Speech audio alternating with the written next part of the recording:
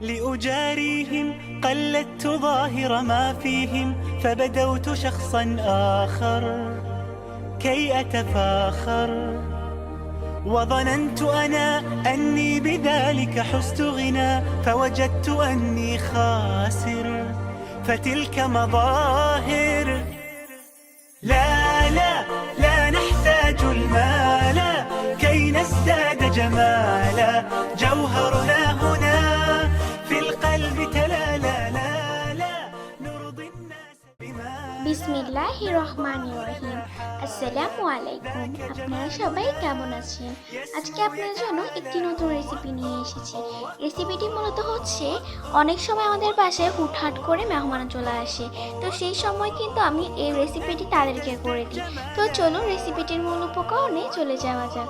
তো প্রথম আমরা এক বোল নারকেল কুড়িয়ে নিয়েছি। সেই নারকেলকে আমরা খুব ভালোভাবে বেটে নেব। তারপর একটি প্যান দিয়ে দিব। প্যানের মধ্যে আমরা প্রায় 1.5 কাপ পরিমাণ সুজি দিয়ে খুব ভালোভাবে তেলে চুলা থেকে নামিয়ে একটি বোলের মধ্যে রেখে দিব। তারপরে বোলের মধ্যে রাখার পরে আমরা এখানের মধ্যে 1 কাপ পরিমাণ তরল দুধ দিয়ে দিব। তারপরে যে নারকেল আমরা বেটে রেখে দিয়েছিলাম সেই নারকেলের পেস্টটা আমরা এখানে দিয়ে দিব। পেস্টটা দেওয়ার পরে আমরা এখানে প্রায় 1/2 কাপ পরিমাণ চিনি দিয়ে দিব। চিনিটা আপনাদের স্বাদ অনুযায়ী দিবেন, যেহেতু অনেকজনে চিনি কম খায় আবার বেশিও খায়, তো সেই হিসেবে স্বাদভাবে করে দিলে কিন্তু পারফেক্টলি হবে।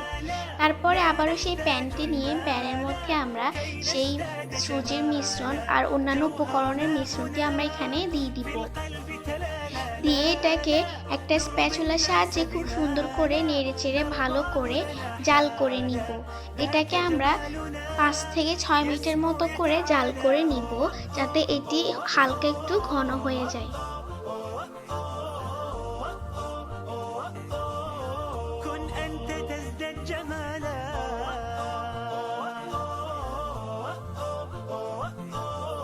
কিছুক্ষণ নাড়ার পরে আমরা এখানের মধ্যে 1 চিমটি পরিমাণ জর্দার রং ব্যবহার করব। আপনারা চাইলে নাও ব্যবহার করতে পারেন, কিন্তু এটা আমরা কালারের জন্য দিয়েছি, আপনারা চাইলে স্কিপও করতে পারেন। তারপরে জর্দার রংটা খুব ভালোভাবে মেশানো হয়ে গেলে এই পর্যায়ে আমরা এখানের মধ্যে 1 টেবিল চামচ পরিমাণ ভালো খোয়া ঘি এটা দিয়ে দিব। এখানে আমরা একদমই ভালো একটি ঘি ব্যবহার করেছি। আপনারা চেষ্টা করবেন ভালো একটি ঘি দেওয়ার, তাহলে কিন্তু ফ্লেভারটা অনেক বেশি পারফেক্ট এবং সুন্দর আসে। তারপরে এটাকে চুলা থেকে নামিয়ে আমরা ঠান্ডা করে হাতের মধ্যে খুব সুন্দর করে নিয়ে ভালো করে মথে নিব, যাতে আমাদের এই রেসিপিটি অনেক বেশি ভালো হয় এবং পারফেক্ট হয়। তারপরে আমরা এই প্যানের মধ্যে খুব ভালোভাবে মথে নেওয়ার পর এই সাইজের একটা কুকি কাটার বা যে কোনো নকশার ডিজাইনের কাটার নিয়ে নেবেন। সেরকম আমরা একটি নিয়ে নিয়েছি। আপনারা আপনাদের পছন্দ অনুযায়ী ডিজাইন করে নিতে পারেন, বা শুধু গোল গোল করে কেটেও বা গোল গোল করে শেপ করেও কিন্তু এটাকে নিয়ে নিতে পারেন, তাতেও কিন্তু দেখতে ভালো লাগবে। কিন্তু এভাবে করলে কিন্তু আরও বেশি সুন্দর লাগে। আর যেহেতু আমরা এটা মেহমানের জন্য তৈরি করছি, যত সুন্দর করে করতে পারি ততই বেশি কিন্তু ভালো লাগে। তো আমরা এভাবে করে কিন্তু এটাকে চেপে চেপে নিয়ে এভাবে করে নকশাটা তৈরি করে নিব।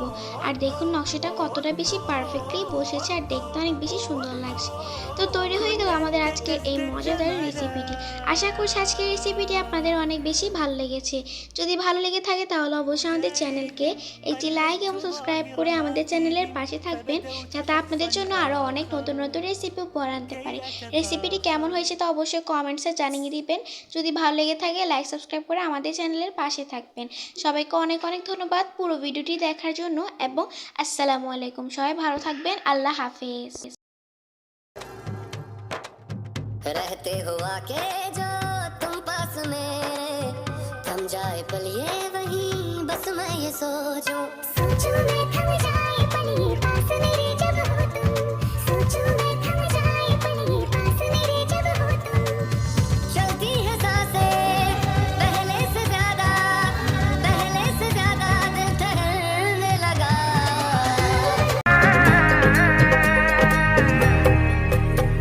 दो नैन सितारे है चांद सा मुखड़ा, क्या कहना उसका आफरीन, दावत में जैसे